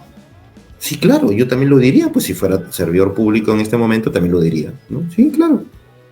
Pero pues es obvio, pues, que ¿quién va a decir como trabajador? No, yo para quedarme tengo que haber superado un concurso. No, pues jamás nadie lo va a decir. Es obvio, porque hay un interés individual. Pero si analizamos las cosas desde un interés colectivo, la visión es distinta. Pues si el trabajador no es uno, sino es otro, ¿qué va a pensar? ¿Qué va a decir uno? Oye, quienes ingresen al Estado tienen que ingresar por concurso público. Y no estoy hablando de cualquier concurso público, estoy hablando de un concurso público de méritos abierto, donde cualquier persona puede participar, donde haya todo un procedimiento, etc. El que hubo, por ejemplo, ¿no? Yo me acuerdo que concursé en el Poder Judicial para cuando se abrieron plazas vacantes y presupuestadas, cuando entró en vigencia la nueva Ley Procesal del Trabajo. Claro, eran, me acuerdo, no sé, pues, 80 plazas, 5.000 postulantes. Eso es un concurso público, pues, ¿no? Claro, perfecto. Entonces, la visión de las cosas va a modificarse dependiendo quién sea el que opine. Si opina el propio trabajador, pero por supuesto que va a decir que esto está mal. Si opinas desde fuera, desde los lentes colectivos, vas a decir no, tiene que garantizarse el interés público colectivo de que quienes ingresen sean los mejores. Eso es un punto. Insisto, esto bueno que hizo el Tribunal Constitucional con Huátuco fue destrozado por la jurisprudencia del Poder Judicial y de la Corte Suprema, porque comenzaron a generarle huecos, ¿no? No, Huátuco no aplica para acá, no, Huátuco no aplica acá, no, Huátuco no aplica acá tampoco, no, Huátuco, o sea, tienen agujereando, ¿no? El precedente y ya, pues ya para qué servía, pues ya casi para nada. Ahora, y ahí viene una de las principales discrepancias. Cuando en estos distinguish que se le quisieron hacer a Huátuco se incorpora el tema de que no aplica para los CAS, la explicación, mi explicación, no es que, más allá de lo que... Ojo que Cruz Llamos no tiene la capacidad jurídica de modificar Huátuco, porque Cruz Llamos tiene 4 votos. Ojo, y acá pues no vale la que no, es que sí me gusta, y entonces, como sí me gusta, por más que jurídicamente el tribunal haya dicho que para modificar un precedente tienes que tener 5 votos, no, pero como es lo que me gusta, ya no veo, aunque la resolución esté firmada por 4, yo me imagino que son 5. No, pues, o sea, seamos serios, ¿no? O sea, Cruz Llamos no tiene la capacidad jurídica de modificar Huátuco. Vayámosle pues a buscar al magistrado que no firmó, pues, ¿no? Que no firmó la quinta y a recriminarle, vamos a su casa y decirle, no, pero ¿por qué no firmaste? Pero tiene 4 votos, pues, ¿no? Tiene 4. O sea, y es así. Incluso en Municipalidad Distrital de Lurín, una sentencia ya muy antigua, el propio tribunal ya había dicho, para modificar un precedente necesitas 5 votos. Ya está. Chao. A otro río a llorar, ¿no? Entonces yo siempre saco del contexto y Cruz Llamos porque, más allá de que se precisaron algunas cosas, no tiene la capacidad jurídica de hacerlo. Pero la realidad, y para no extenderme, disculpe porque este tema a mí me apasiona, porque o sea, la función pública para mí es básica, y creo que lo estamos viendo hoy, ¿no, doctores? O sea, estamos viendo en la realidad lo que está haciendo este gobierno con la función pública. O sea, menos mal en el Poder Judicial no está pasando, ¿no? Porque hay cierto orden y cierto control, pero en el Poder Ejecutivo lo que está pasando, si ustedes tienen colegas o amigos, lo que está pasando a nivel de la función pública en las entidades del Estado que dependen del Poder Ejecutivo, esto es dramático, ¿no? Están ingresando personas que no deberían tener ninguna oportunidad de estos altos puestos en el Estado, ¿no? Y lo digo con toda la molestia de quien tiene conocimiento muy cercano de personas pues que buenos funcionarios que están siendo cesados simple y llanamente porque no son útiles o no son fusibles para el Poder Ejecutivo, ¿no? Y esto no se tiene que hacer con la función pública. Entonces, pero cuando Huátuco, y sobre todo las sentencias que vinieron después de parte del Poder Judicial, dice que no es aplicable para los CAS, mi posición es que lo hacía porque no era lógico, pues. ¿Cómo vas a aplicar Huátuco para el CAS si el CAS era un régimen temporal? No había protección contra el despido. O sea, ¿para qué aplicar Huátuco que tiene relevancia si tienes un régimen de estabilidad laboral? Huátuco te sirve para controlar la estabilidad laboral y para evitar la reposición. Esa es la lógica de Huátuco. Por eso sí me parecía correcto de que Huátuco no se aplique para los CAS, porque los CAS hasta esa época, ¿no? Antes de la 31.131, no tenían naturaleza indeterminada. Claro, ahora lo que hace el Pleno, interesante, esto sí es bien interesante, es decirnos, oye, voy a aplicar Huátuco ahora sí a los CAS, ¿no? Y yo creo que eso sí es correcto, pues, ¿no? Claro, ahora sí aplican los CAS porque ahora sí tienen lo que les faltaba antes, que era esta aspiración o esta posibilidad de estabilidad laboral absoluta. Entonces, si ahora sí puedes tener cierta estabilidad, sí es razonable aplicar Huátuco, que era justamente lo que no tenían antes, ¿no? Como ahora lo tienen, sí se puede controlar. Entonces, a mí me parece que sí es correcta lo que ha hecho la Corte Suprema, porque aquí sí ya no, y con esto termino, y discúlpeme por el tiempo que me he tomado, a pesar que me sacaron ayer la muerte del juicio, este tema me apasiona y me olvido del dolor, ¿no? Lo que ha hecho la Corte Suprema aquí ya no es dejar de lado la ley, ya no es olvidarse que tenía que hacer proyectos de ley, ¿no? Y enviarlos. No, acá esto es pura interpretación.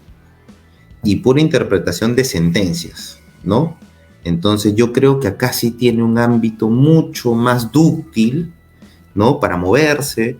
Y finalmente, pues, ¿no? O sea, la sentencia de inconstitucionalidad, y quizás ahí viene un punto interesante a analizar, declaró inconstitucional casi todo la ley 31.131 menos el artículo 4. Un párrafo al artículo 4, que es justamente el que tiene que ver con la estabilidad, ¿no? Y esto fue porque un magistrado, que el doctor Miranda, no quiso firmar esa resolución. Claro, nuevamente, ¿no? Ahí estamos en el escenario inverso, ¿no? Acá faltó un voto para eliminar toda la 31.131. Lo gracioso es que él sí acepta la inconstitucionalidad en los otros artículos de la ley 31.131, que tienen que ver justamente con argumentos que tendrían que haber supuesto la eliminación también del artículo 4. Eso es un capricho constitucional, lo que pasó en esta sentencia. Es un capricho constitucional. O sea, tú firmas una sentencia, y esto Jesús lo debe saber perfectamente. O sea, un juez firma una sentencia diciendo que el artículo 1, 2, 3, 5 es inconstitucional porque viola principios constitucionales como el acceso en igualdad de oportunidades, previsión presupuestaria, qué sé yo. Pero el 4 lo elimina, y no elimina todo el 4, cuando esa era la consecuencia inmediata del mismo razonamiento que había utilizado para sacar del ordenamiento jurídico los otros artículos. Por eso esto yo le llamo un capricho constitucional. O sea, el juez lo que hizo fue no firmar eso porque era impopular. Claro que sí, era impopular, ¿no? Pero ya que pasó esto, que acá en el Perú pasa cualquier cosa realmente, superado esta situación, creo yo que lo que ha hecho la Corte Suprema es valioso. O sea, lo que ha hecho es aplicar un precedente del Tribunal Constitucional que dejó de aplicar porque no tenía sentido aplicarlo a los CAS, porque eran temporales, porque no había carácter indeterminado, pero ahora que sí tienen ese añadido, sí me parece razonable que sí se aplique Huatuco. Lo que queremos, y para finalizar mi intervención, es realmente lo que soñamos en este país es con tener a los mejores profesionales y personas en la administración pública. Y quizás hoy sea un buen momento para darnos cuenta qué tan mal nos puede ir cuando no se cumple eso, ¿no? Menos mal en el Poder Judicial si se está cumpliendo, ¿no? Pero, ¿y qué pasa con los otros poderes del Estado? ¿No? No podemos ni comprar fertilizantes. A ese nivel estamos llegando, ¿no? Entonces, eso es lo que pasa. Eso es lo que pasa cuando no tienes a los mejores en la administración pública. Es un gran tema también lo del CAS, ¿no? Y creo que también, como comentabas antes, Jesús, ya sabes cuál es nuestra posición en realidad. Parece que el tema del empleo público siempre queda de lado, y a veces se abren los pequeños espacios que se pueden abrir al límite, a esta contención, y se termina pues estableciendo varias excepciones que terminan siendo la regla en realidad en lugar de las excepciones. Y es que claro, el empleo público hoy en día está totalmente desorganizado, ¿no? A pesar de los esfuerzos que existen, puede ser que el esquema a nivel de servir pueda ser muy bueno, pero el tema cuando se va a implementar pues a la entidad o a las entidades en general hay resistencias, ¿no? Y eso no, y termina siendo un círculo vicioso que sí hay esfuerzo, pero no hay cómo graficar este esfuerzo frente a los terceros. Y entre tanto se ponen de acuerdo en la implementación de un sistema, de un servicio civil adecuado, pues el Poder Judicial no le queda otra que empezar a resolver los casos, ¿no? Porque ciertamente cuando se inició el tema del CAS se pensaba que iba a ser un esquema transitorio para terminar o por lo menos aterrizar en un esquema laboral público interesante que podría ser la ley Servir, ¿no? Un esquema de transición que finalmente se convirtió, como suele en el Perú, lo transitorio en algo permanente. Y entonces surgen ahí los inconvenientes, ¿no? Es como, Dante que hablaba del tema de los caprichos, ¿no? Es como tener a un niño dentro de la casa que regularmente se está generando problemas de incendio, ¿no? Y tienes que llamar a los bomberos para que apaguen el incendio. Entonces, el incendio lo genera el desorden en las propias entidades públicas. Y el bombero que viene a apagar este incendio viene a ser el Tribunal Constitucional cuando saca los pronunciamientos en torno a la posibilidad de respetar esta carrera administrativa, de respetar la posibilidad de que las personas ingresen al Estado sean personas que tengan una plaza presupuestada de vacante, una plaza que haya superado un concurso público. Pero curiosamente en esta lógica el Poder Judicial está iniciando como parte del equipo de los bomberos que le quita presión al agua, ¿no? Finalmente tengo que apagar todo un incendio que es el desorden del aparato de justicia, viene el Tribunal Constitucional a apagarlo, pero el Poder Judicial está bajando la presión del agua y finalmente todo va a terminar siendo un desorden como lo sigue siendo hasta ahora. Y justamente lo que nos decía antes pues nos invita a reflexionar a esta necesidad de tener un aparato público institucionalizado, ¿no? Que trascienda al afán político que puedan tener las autoridades que vienen de elección popular. Entonces, es allí donde tenemos que enfocarnos. Entonces, este círculo en donde siempre tienen que estar apagando incendios, creo que lo más saludable no es apagar los incendios, sino empezar también a ver qué es lo que está impidiendo esta implementación de un servicio público adecuado. Si tenemos autoridades que siguen incumpliendo, autoridades que no les interesa, autoridades que de repente quieren fusionar, servir con el Ministerio de Trabajo, eso te quiere decir en realidad que no hay una intención muy buena de eliminar el desorden. Y quizá podría venir también del aparato judicial las respuestas de asignar responsabilidades de otra naturaleza, ¿no? Porque si ya estamos solamente, la conclusión va a ser, ya hay que reincorporar al trabajador o no hay que reincorporarlo si no ingresó por concurso público, el problema es que se sigue ingresando al aparato público personas que no deberían entrar. Y los responsables de permitir este ingreso no tienen ninguna sanción o no tienen ningún incentivo para dejar de hacer ese tipo de cosas. Porque si no empezamos por ese lado, nunca vamos a tener ninguna solución en el aparato público. Vamos a tener que estar buscando excepciones a las posibilidades de reincorporación. Porque ciertamente también quien está en el centro, o sea, más allá del tema de que queremos un aparato público institucionalizado, profesional, pero quien está en el centro termina siendo una persona que posiblemente pueda ser un buen profesional que no puede postular a un concurso público porque no hay un concurso público. Y solo le queda la posibilidad de prestar servicios a través de un CAS. Y claro, lo tienes 8 años, 10 años, 15 años, no hay esa posibilidad. Lo natural sería que esa persona se mueva y siga su camino profesional en otro lado. Pero no hay una posibilidad para poder mejorar el aparato público, ni siquiera con esos buenos talentos. Entonces, yo creo que esa lógica debería dejar de ser una lógica de círculo vicioso y empezar a buscar alguna solución. Porque si no tenemos nuevamente estos pronunciamientos de la Corte, ¿no? Buscando excepciones, buscando cómo tapar los hoyos que de forma temporal, porque finalmente el problema va a seguir siendo latente. Gran parte de los procesos judiciales que tiene el Poder Judicial viene en contra de, o tiene como demandado al propio Estado. Entonces, ahí creo que si queremos también hablar de un tema de carga procesal, también deberíamos ver por qué se genera tanta litigiosidad a nivel estatal. Y es porque no tenemos un correcto manejo de los recursos humanos allí. Entonces me parece, por lo menos aquí este pronunciamiento, estos lineamientos que da la Corte van al menos para mantener algunos supuestos de Huatuco y empezar a tratar también allí de tener una regulación más específica sobre lo del CAS, porque anteriormente no había esa necesidad porque no eran determinados.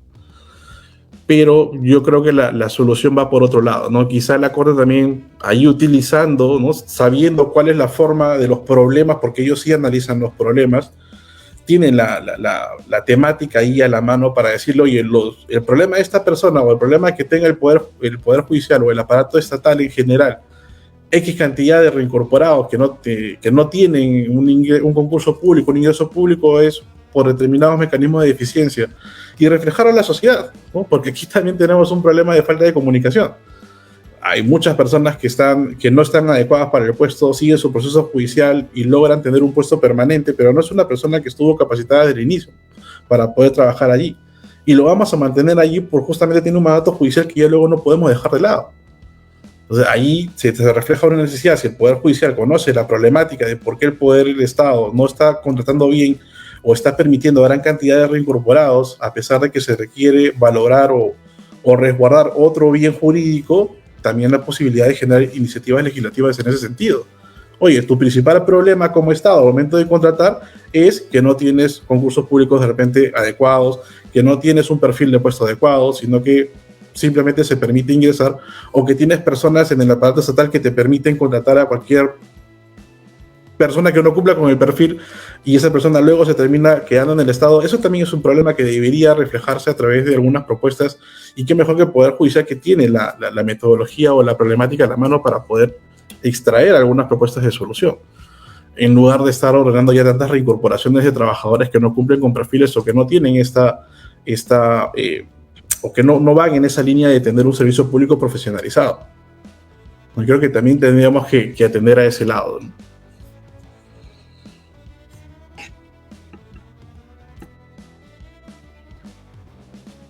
Bueno, creo que hemos desarrollado y desde nuestro entender, de nuestras reflexiones, hemos podido manifestar nuestras posturas, ¿no? A este último tema acerca de la aplicación de Huatuco, el tema del régimen CAS, desde mi posición quizás, estando o no de acuerdo en cada uno de los parámetros que se tengan, con el régimen CAS pasa algo, ¿no? Y es lo que voy a expresar a continuación, es que se tienen muchos pronunciamientos por todos lados, todo el mundo se pronuncia del CAS. Se pronuncia en sentencias, se pronuncia el MEF, se pronuncia el Poder Judicial, se pronuncia el TC, todo se pronuncia del CAS, y todos tratan de darle un sentido u otro a la posición que se tenga, ¿no? Entonces, ante esta situación en la que se está ante diversos criterios, diversas posiciones, diversas direcciones que se tiene, pues de alguna u otra manera estos parámetros que se establecen en este noveno pleno a partir de lo que se ha desarrollado en esta inconstitucionalidad desarrollada en el expediente el año pasado con el tema del CAS, pues nos guste o no, es importante tenerlo, ¿no? A la luz de que este régimen pues pueda que los jueces puedan resolver de alguna u otra manera los diversos casos especiales que se tengan, ¿no? Pero al igual también comparto el criterio de que la solución en general con este régimen va por otro lado, va entendiendo los parámetros de la función pública, como lo dice Dante, y ahí quizás ya es materia de otro debate o de otro análisis, ¿no? Que a mi parecer yo soy de la idea de que en el público no puede haber un tema de permanencia total, ¿no? Porque a la larga, y eso se ve reflejado no solamente en el Ejecutivo, sino en muchos otros sectores, si bien hay funcionarios públicos los cuales están preparados y actúan de manera loable en su función pública y están tiempo de tiempo, pues también vemos otro sector, ¿no? De los cuales no tenemos a los más capacitados y los tenemos ahí de por vida, por así decirlo, ¿no? Lo que no debe estar latente en un puesto en el cual requiere, creo yo, una alta capacitación, actualización y sobre todo el tema de la vocación de servicio, en el cual debe haber frescura, creo yo. La función pública debe mantenerse una frescura viva, no puede entornillarse uno en esta situación en la que se encuentre, ¿no? Y a partir de esto, y a partir de, como lo dice Dante, ¿no? Que este espacio o este régimen de trabajadores está sustentado por ingresos estatales que básicamente radican en el tema de nuestros tributos, pues debe ser otro análisis el cual debe plantearse para diseñar un régimen laboral el cual cumpla con todos estos parámetros y no generarnos las complicaciones y los diversos pronunciamientos y directrices que se tienen. Así que Ese sería mi cuestionamiento, mi parecer, y bueno, con esto ya finalizaríamos este pequeño conversatorio que hemos desarrollado acerca de estos acuerdos sobre este noveno pleno jurisdiccional supremo en lo laboral, el cual deja muchos sinsabores, muchas posiciones, muchos cuestionamientos, pero que sin lugar a dudas de todo esto nos sirve para enriquecer y ver las diversas perspectivas que tenemos, ¿no? Jesús. Sí, bueno, bueno, al menos en este espacio que tenemos, eso sí creo que nadie podría decir algo en contra. Los invitados que tenemos tienen, cada uno es una visión pues particular, distinta, y tratamos de hacer eso para que no haya, bueno, aprendemos también nosotros, porque pues, cada invitado es algo, la verdad que acordamos algo que no entendemos mucho, o que también que consideramos necesario que la gente de a pie pueda entenderlo. Y además sería pues también aburrido, ¿no? Estar invitando cada vez una persona que piensa más o menos similar. La idea es enriquecer un debate como el que también conocemos, las posturas de Dante y Elías, al menos en el CAS, ¿no? Entonces, al menos perspectiva es un espacio que sí le da, y de hecho uno revisando el canal de YouTube va a ver distintas opiniones, distintos abogados de toda índole, así que al menos Jesús, pero no pidas, perdóname, no pidas disculpas por habernos invitado, pues Jesús. Disculpen. Es reiterar que este tipo digamos, de comentarios siempre van a existir, al menos en este espacio, a fin de enriquecer un debate, ¿no? Y este conversatorio de alguna manera se puede complementar con el episodio que han también realizado en Dato Laboral, tanto Elías como Dante, en su espacio, y también lo vamos a dejar todo en la descripción de este video, ¿no? Bueno, agradecerles a ambos ponentes que, aunque lo quieran no reconocer, influencer en materia laboral, y bueno, darles unos últimos minutos para su reflexión final, ¿no? Y despedirse de nuestro público. Yo lo que quisiera decir como palabras finales es que hay mucho por hacer, ¿no? Hay mucho por hacer en materia laboral y no es tan difícil, ¿no? Me acuerdo de alguna iniciativa cuando entró este gobierno, hicimos un seminario sobre las propuestas legislativas, porque era un seminario dirigido a los, en ese momento, futuros congresistas o ya congresistas, de todo lo que había que hacer en materia laboral. Y es una pena realmente ver que cosas muy sencillas, como por ejemplo establecer un plazo de caducidad, ¿no? Como prever la posibilidad de impugnar, modificar una competencia, son cosas sencillísimas que podríamos hacer en el Congreso y que mejoraría el desenvolvimiento de las relaciones laborales, ¿no? Pero lo que hacemos al contrario, ¿no? Es pervertir y dejarnos llevar por nuestras ideologías políticas y generar normas como este famoso Decreto Supremo 1/2022 TR de la tercerización, ¿no? Cuando hay muchas otras cosas que realmente sí le mejorarían la vida a la gente, ¿no? Y no estas normas que por el contrario desincentivan el empleo. Solamente un dato, ¿no? ¿Hasta qué punto, por ejemplo, hoy las audiencias de conciliación están ayudando realmente a los trabajadores a tener procesos céleres, ¿no? O sea, ¿para qué nos sirven las audiencias de conciliación en la nueva ley procesal del trabajo? Y Jesús lo debe ver, o sea, y Alfredo también. O sea, hoy interpones una demanda, tu audiencia de conciliación te la fijan en un año, por lo menos, y ese año, ¿para qué? ¿De qué te sirvió a ti? Para perder el tiempo. En ese año reciente contestan la demanda y luego para la audiencia de juzgamiento otro año más. Y yo me pregunto, ¿por qué no se modifica eso? ¿Por qué no modificamos eso?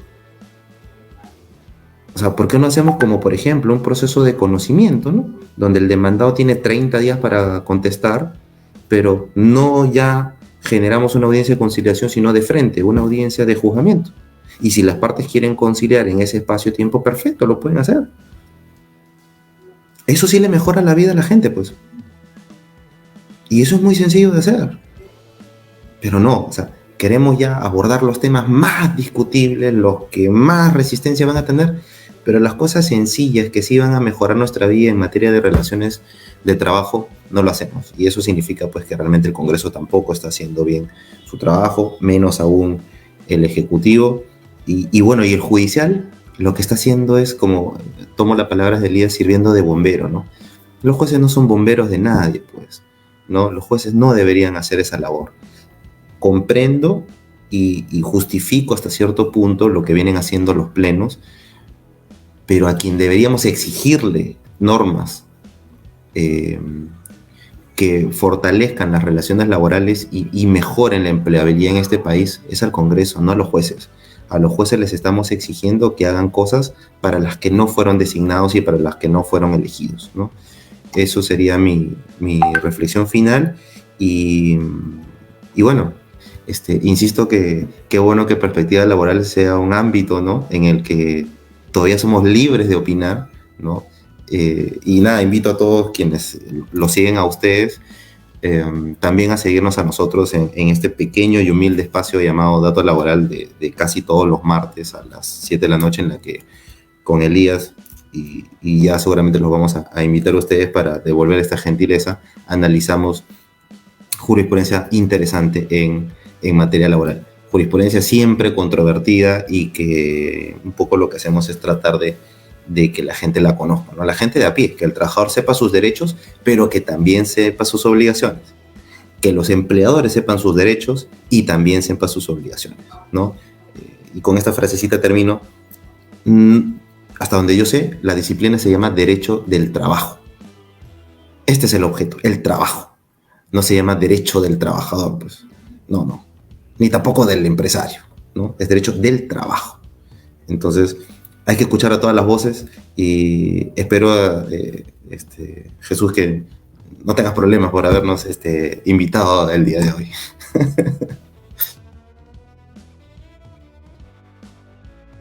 De mi parte también, chicos, agradecerles la diferencia que tienen con nosotros de aguantar, de permitirnos conversar, tener este intercambio de ideas que siempre termina siendo interesante, siempre surgen nuevas cosas o algunas y algún inicio de algunas cosas por hacer, ¿no? Creo que también en eso nos está de repente faltando un poco, ¿no? Porque también tenemos autoridades, pero también somos parte de la sociedad civil que podemos empezar a promover cosas que pueden mejorar un poco la problemática que tenemos en el día a día.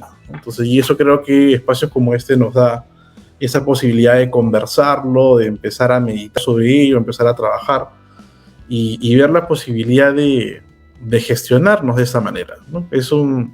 Como siempre conversábamos con Dante, pues no hay peor gestión que la que no se hace, ¿no? Y creo que acá conversando sobre los temas, conversando sobre la problemática y sabiendo de la expertise que tienen ustedes también, sería bueno empezar a pensar en el qué podemos hacer a partir de esto y no quedarnos solamente en lo que está pasando y la problemática que tenemos ahora, ¿no? Gracias a ustedes por el tiempo y encantado, igual invitar a todos, a sus seguidores que también nos puedan seguir en nuestras redes.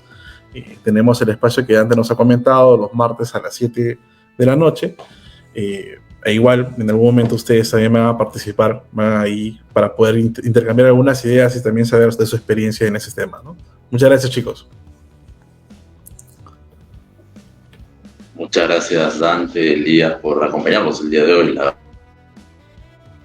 verdad, ha sido una conversación muy dinámica y sobre todo enriquecedora, ¿no? Que es lo que genera estos espacios, aprender un poco más acerca de las diversas posiciones, perspectivas que cada uno maneja en este aspecto.